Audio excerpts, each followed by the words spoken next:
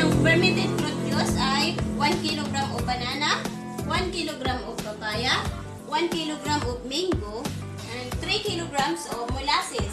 Dahil po ang ratio ng paggawa ng fermented fruit juice ay 1:1.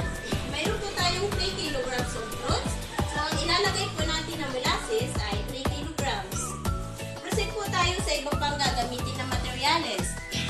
Kailangan po natin ng chopping board and knife, wooden ladle, sterilized stone and net, pen touch, and pagsusulatan po for labeling, weighing scale, pamunas, rubber band and manila paper, 2 layers, and then bandit na capacity of 20 liters. Proceed na po tayo sa pagkikilo ng ating mga fruits.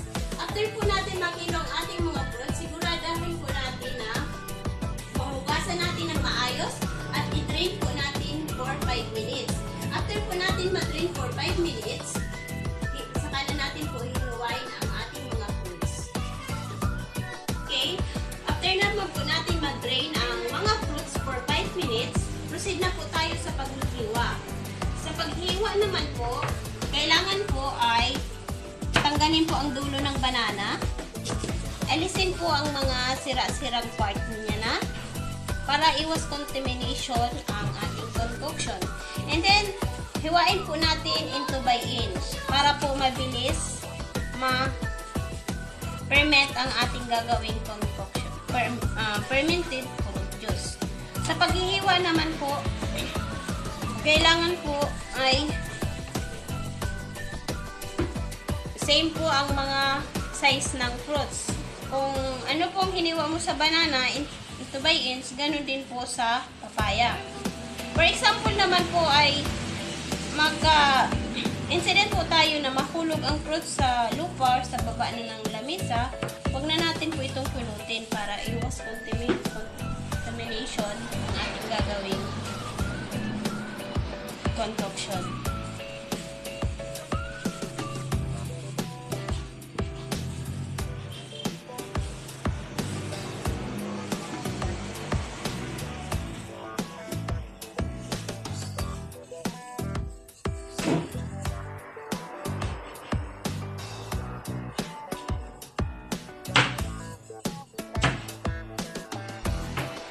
Kahit anong klase pong banana ay pwede pong ihalo sa gagawing fermented fruit juice. Yung ginamit ko pong banana dito ay Señorita banana.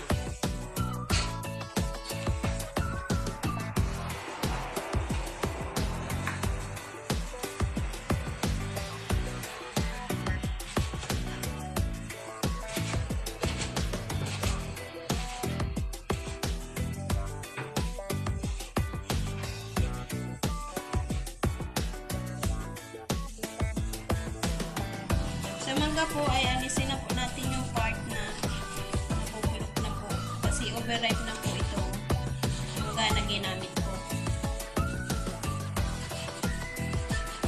Ito po ay pampatamis. Kung kapag in-spray po natin ito sa laman ay lalong tatamis ang ating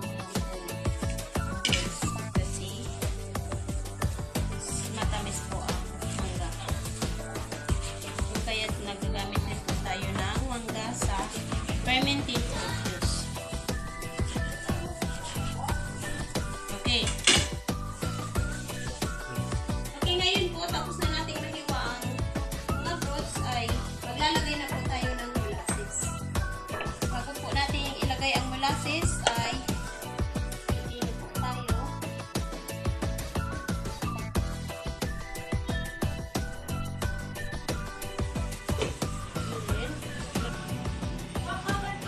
Ilagay na po natin sa tatlong klaseng fruits ang molasses. At haluin po natin yung mabuti. Next, turn it. Then, simutin po natin ang lalagyan ng molasses.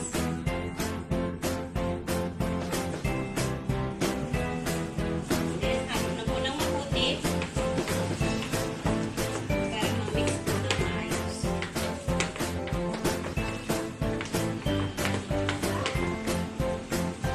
Sa paggawa po ng fermented fruit juice, ang ratio po ay 1:1.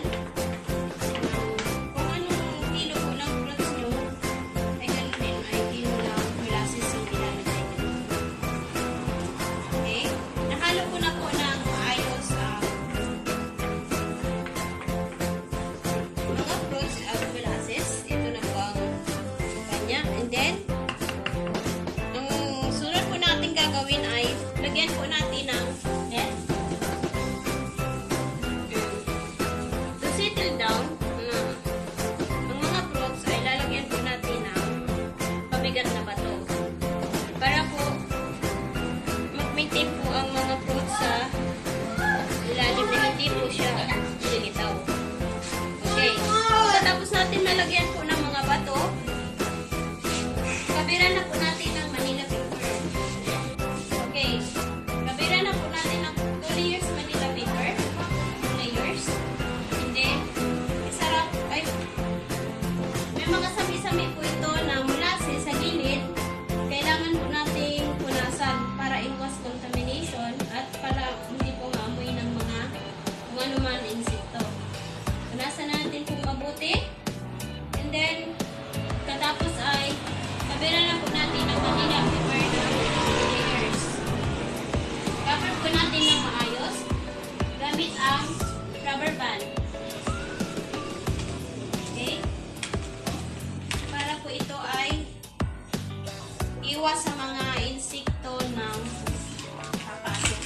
Kung wala man po tayong rubber band sa bahay, pwede rin po ang kung anong pantali po.